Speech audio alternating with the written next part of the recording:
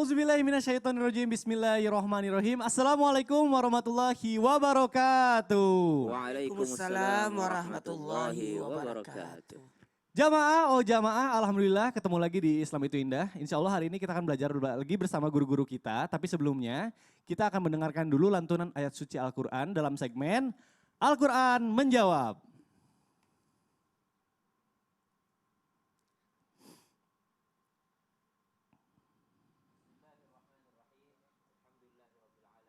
Salatu wassalamu ala ashrafil anbiya'i wal mursalin Sayyidina Muhammadin wa ala alihi wa sahbihi ajma'in amma ba'd.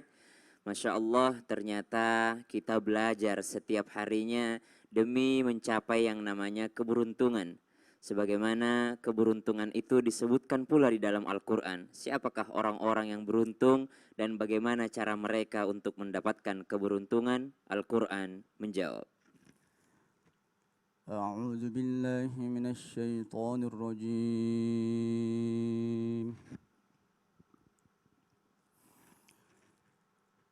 بسم الله الرحمن الرحيم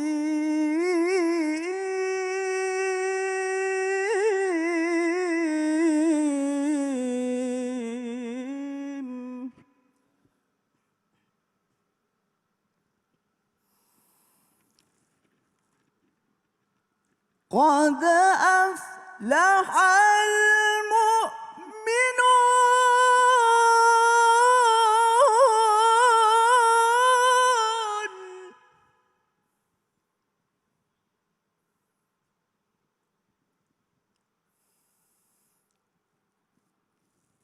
الذين هم في صلاتهم خاشعون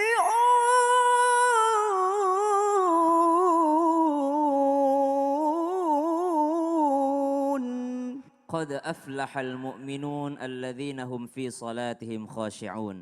Siapa sih manusia yang tidak ingin mendapatkan kesuksesan, kegembiraan, kebahagiaan dan keberuntungan? Sungguh Allah Subhanahu wa taala memberikan syarat-syaratnya atau petunjuk-petunjuknya bagaimana supaya kalian mendapatkan ketenangan, keberuntungan itu. Bagi orang-orang yang berimanlah keberuntungan tersebut. Qad aflahal mu'minun, sungguh beruntung, sungguh bahagia, sungguh sukses orang yang beriman. Yang seperti apa yang mendapatkan keberuntungan ini? Bukan hanya beriman kepada Allah Subhanahu wa taala tanpa mengerjakan perintahnya, akan tetapi syarat yang pertama langsung Allah sebutkan, alladzina hum fi salatihim khashi'un. Mereka adalah orang-orang yang khusyuk di dalam salatnya. Mereka adalah orang-orang yang mengingat Allah Subhanahu wa taala di dalam salatnya. Itulah mengapa ketika kita setiap selesai salat langsung membaca astaghfirullahaladzim alladzi la ilaha illa huwal hayyul qayyum wa atubu ilaih, seakan-akan mengatakan, ya Allah, aku bertaubat kepadamu setelah aku salat. Kenapa kita bertaubat kepada Allah setelah salat? Ya Allah, kalau di dalam salatku saja aku masih mengingat dunia, apatah lagi ketika aku berada di luar salatku. Maka dari itu yang beruntung adalah orang-orang yang khusyuk salatnya. Lalu ketika seseorang khusyuk salatnya, apa yang akan dia dapatkan? Al-Quran menjawab. أتل ما أوحي إليك من الكتاب وأقم الصلاة إن الصلاة تنهى عن الفحشاء والمنكر ولذكر الله أكبر والله يعلم ما تصنعون. Inna salata tanha 'anil fahsya'i wal munkar. Potongan ayat yang sering sekali kita lihat ataupun kita dengarkan, bahkan mungkin seluruh jamaah Islam Itu Indah sudah menghafalkan potongan ayat ini, di mana Allah katakan sungguh salat itu akan mencegah daripada perbuatan buruk. Maka orang-orang yang khusyuk dalam salatnya, yang benar-benar mengamalkan salat tersebut, lalu mengaplikasikan salatnya, sungguh mereka akan terhindar daripada perbuatan buruk itu sendiri. Allah Subhanahu wa taala sudah mengampuni seseorang baik yang telah lalu dosanya ataupun yang akan datang. Maksudnya apa? Allah Subhanahu wa taala menghindarkan dia dari perbuatan keji dan mungkar. Akan tetapi masih banyak di antara kita yang mengatakan, aduh tapi kalau sholat rasanya susah banget untuk sholat. Ngapain sih kita sholat? Padahal dari 24 jam waktu yang diberikan Allah dalam satu hari, Allah cuma meminta 5 kali sehari untuk melaksanakan sholat. Al-Quran menjawab. يا أيها الذين آمنوا إذا قمتم إلى الصلاة فاغسلوا وجوهكم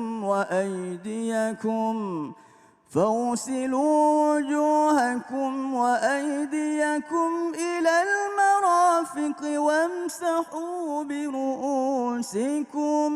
وامسحوا برؤوسكم وأرجلكم إلى الكعبين.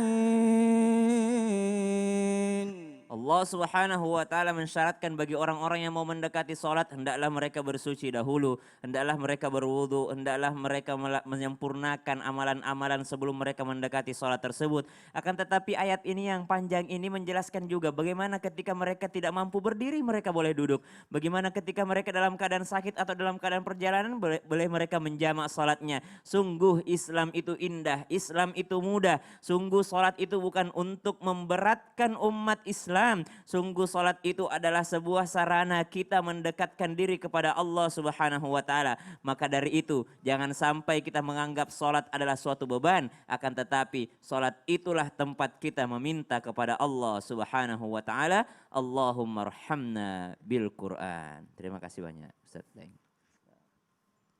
Masya Allah, baik jamaah, kita baru saja mendengarkan lantunan ayat suci Al-Quran yang begitu indah yang dibawakan oleh Ustadz Syam dan Daeng Syawal. Terima kasih Ustadz Syam dan Daeng.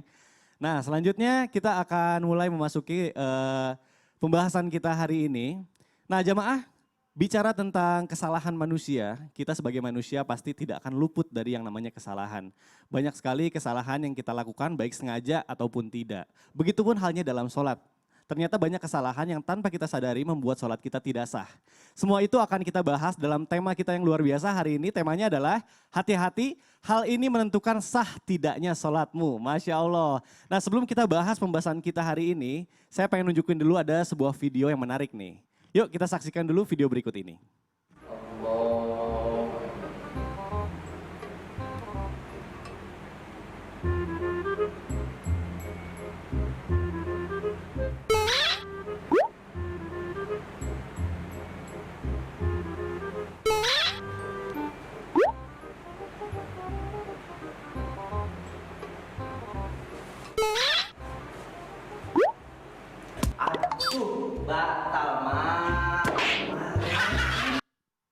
Waduh Masya Allah.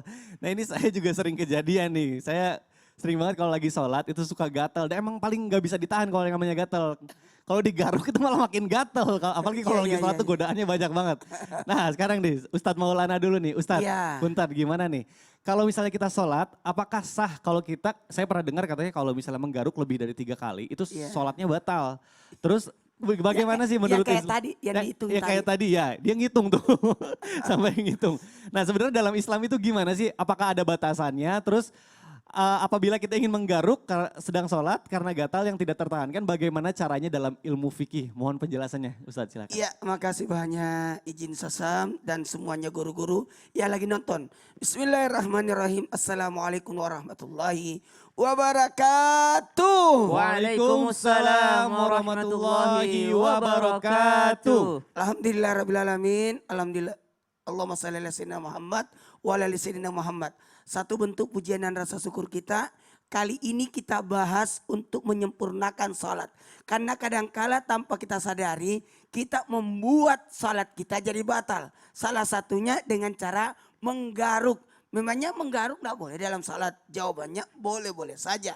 Cuma ada tekniknya, ada caranya. Ingat ya, ia membatalkan sholat yakni bukan bukan menggaruknya.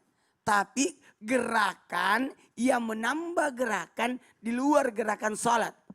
Nah mohon maaf ya, ingat ketika menggaruk itu ada caranya. Yang pertama, jangan berturut-turut. Sekali lagi, jangan berturut-turut.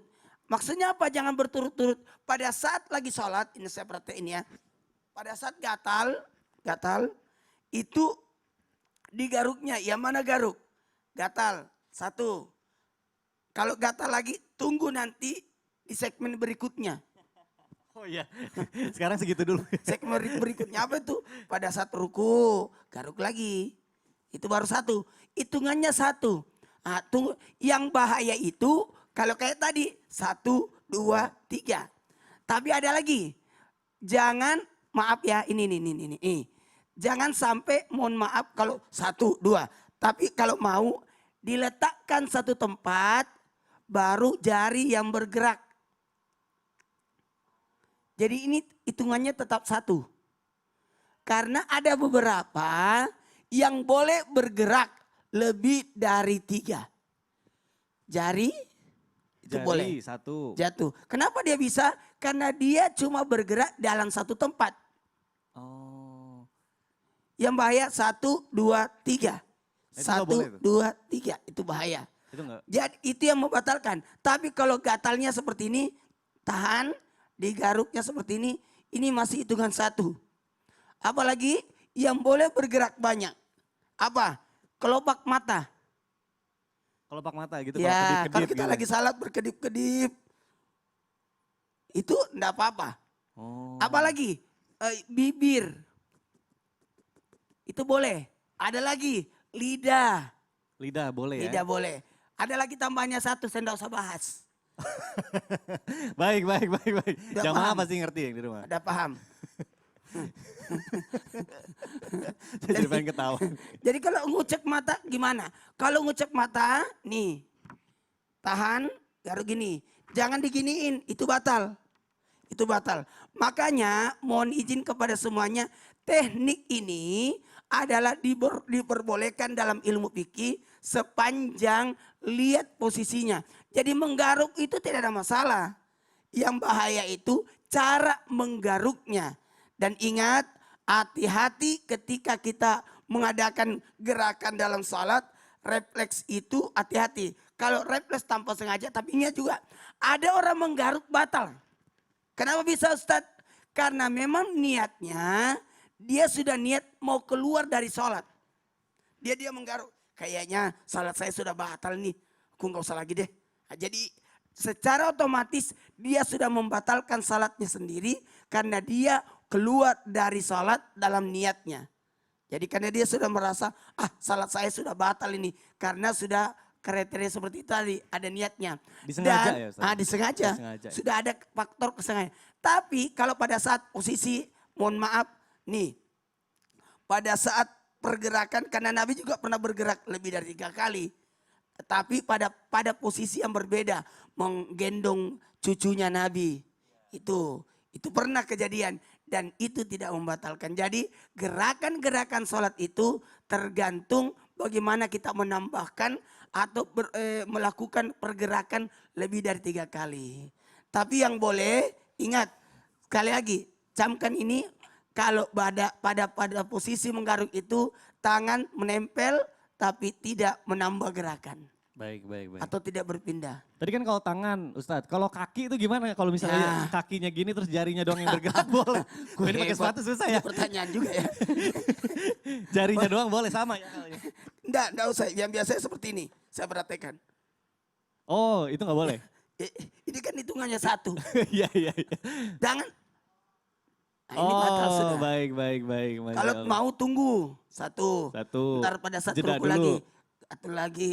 Pokoknya dalam satu sholat itu pokoknya 3 kali. Satu gerakan, satu peralihan. Baik. Masya Allah. Terima kasih Ustadz Maulana.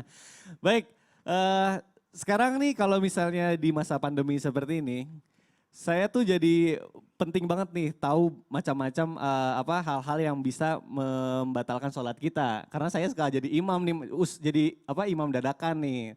Nah, saya pernah dengar nih katanya, kalau misalnya makmum itu membarengi gerakan imam, itu katanya nggak sah juga sholatnya. Nah saya mau nanya sama Ustadz Syam nih. Ustadz Syam, Siap. benar nggak sih katanya kalau misalnya makmum itu membarengi gerakan imam itu tidak sah? Sebenarnya yang dimaksud dengan membarengi itu seperti apa sih? Mohon izin, silakan Ustaz baik. Syam. Tapi guruku Ustaz Maulana, Masya Allah. Bismillahirrahmanirrahim. Alhamdulillahirrabbilalamin. Wassalatu wassalamu ala ashrafil anbiya wal mursalin. Sayyidina Muhammadin wa ala alihi wa sahbihi ajma'in. Amma ba'd, jadi ada 4 hal yang harus diperhatikan ketika kita menjadi seorang makmum. Ya. Jadi ada 4 hal yang harus diperhatikan ketika seseorang menjadi makmum. Boleh Ustaz Syawal ke dalam? Ya. Ketika seseorang menjadi makmum maka ada 4 hal yang harus diperhatikan. 3 tidak boleh, 1 boleh. Ya. 3 tidak 3 boleh, tidak 1 boleh, boleh. 1 boleh. 1 adalah musabaqah. Apa itu musabaqah? Mendahului imam. Berlomba-lomba sama imam. Jadi dia mendahului imam. Mendahului. Yang mana mendahuluinya? Mendahului dalam rukun fi'li ataupun mendahului dalam rukun qauli. Yang mana itu rukun qauli? Rukun qauli yang pertama adalah takbiratul ihram. Jadi misalnya sholat taraweh. Karena dia udah tahu, udah salam ya kan. Fadlan minallahi wa ni'mah wa maghfiratan wa rahmah. Muhammad sallallahu alaihi wasallam. Pas berdiri, imamnya belum takbiratul ihram, dia udah karena dia udah prediksi, ya kan? Udah ini imam nih, imam baru bangkit ya, makmumnya di belakang. Ya bangkit saat rakaat ketiga misalnya kan, langsung kan baru rakaat baru lagi. Tapi kan udah hafal, pasti udah takbir. Udah takbir duluan dia. Mendahului imamnya, takbiratul ihram rukun qaulinya Allahu Akbar gitu. Allahu Akbarnya mendahului imamnya, maka tidak sah. Yang kedua rukun qauli yang mana? Rukun qauli yang kedua yang membuat tidak sah adalah salamnya. Musabaqah, mendahului imam dalam hal salamnya. Baru as-sala imamnya, as-sala makmumnya sudah Assalamualaikum warahmatullahi, Assalamualaikum warahmatullahi. Walaupun belum bergerak kepalanya, tapi ucapannya ini qaulinya sudah duluan daripada imam, maka itu tidak sah. Ada lagi rukun qauli tapi tidak sampai membatalkan sholat, tidak sampai tidak sah, tapi haram dilakukan. Ada juga yang mengatakan makruh. Apa itu? Dalam hal Al-Fatihah. Al-Fatihah ketika kita mendahului imam itu yang namanya tidak sah, tidak sampai tidak sah. Tapi tetap dia haram dan dia hilang pahala berjamaahnya. Itu yang pertama, musabaqah. Yang kedua adalah mukhalafah. Jadi bukan hanya orang yang mendahului imam, orang yang berlomba-lomba dengan imam, ada juga orang yang terlambat dari imam. Terlambat dari imam. Mana contohnya orang yang terlambat dari imam, maka tidak sah kalau sudah lewat 2 rukun panjang. Kalau sudah lewat 2 rukun panjang, maka tidak sah dia. Apa gunanya dia terlambat? Kalau tidak ada uzur, ya coba jadi imam. Allah, saya makmum di belakang. Ruku, ya. Terus, ya sampai imamnya sujud. Itu karena dia baru pertama kali ke Mekah, dia mau perhatikan dulu. Wih banyaknya jamaah, banyaknya jamaah di Mekah ini. Dia sengaja terlambat karena dia mau perhatikan orang yang sujud yang banyak banget itu. Maka tidak sah berjamaahnya karena terlambat dari imam dengan sengaja. Kecuali dia tidak sengaja, saking dia khusyuknya lihat Ka'bah, dia tidak astagfirullah imamnya udah sujud.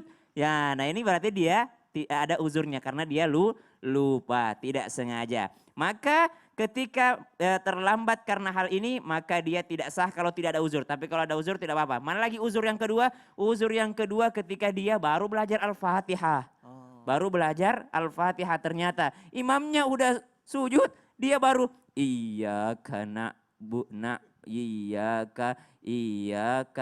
iya karena sampai imamnya selesai belum selesai juga, maka itu membuat adalah uzur. Nanti kita lanjutkan lagi. Terima kasih Daeng Syawal. Itu baru 2 baru 2 mendahului sama yang terlambat. Lalu ada lagi yang membarengi, kemudian ada lagi yang diperbolehkan itu yang namanya mutaba'ah, mengikuti. Apa itu mengikuti? Kalau mengikuti berarti imamnya duluan baru makmumnya ikut. Nanti Masya insya Allah. Nanti kita bahas lebih dalam lagi ya. Siap. Jadi jamaah intinya terlalu cepat membarengi tidak boleh, kita terlalu terlambat juga kalau disengaja tidak boleh juga. Jadi kita harus fokus kalau lagi sholat. Mungkin itulah gunanya sholat supaya kita juga fokus. Baik, selanjutnya aku masih ada pertanyaan nih buat Ustadz Maulana. Iya. Nah, Ustadz, kalau saat lagi pandemi kayak gini, aku pernah coba kan ke musola dekat rumah, itu kan sekarang udah ada berjamaah. Tapi sholatnya itu renggang. Sedangkan yang aku tahu nih, aku pernah belajar katanya kalau sholat itu harus rapat. Bahkan Harus rapat. iya jari-jarinya itu harus Ya. rapat kan. Nah itu gimana hukumnya tuh kalau misalnya kita sholat tapi renggang? Maaf ya, kali ini saya nggak mau jawab. Loh Iyalah, takut jamaah kecewa. iya nanti jamaah kecewa. Masalahnya durasinya sudah habis. Oh gitu. Nanti insya Allah setelah ini. Tidak dijawab di segmen ini, tapi kita akan jawab di segmen selanjutnya. Nah baik jamaah yang punya pertanyaan juga, nanti kita akan ada segmen Tanya Dong Ustadz. Jadi untuk jamaah yang punya pertanyaan, bisa langsung aja tulis pertanyaannya di komentar sosial media Islam Itu Indah. Jadi jangan kemana-mana ya, tetap di Islam Itu Indah. Jamaah, oh jamaah. Alhamdulillah. Lillah.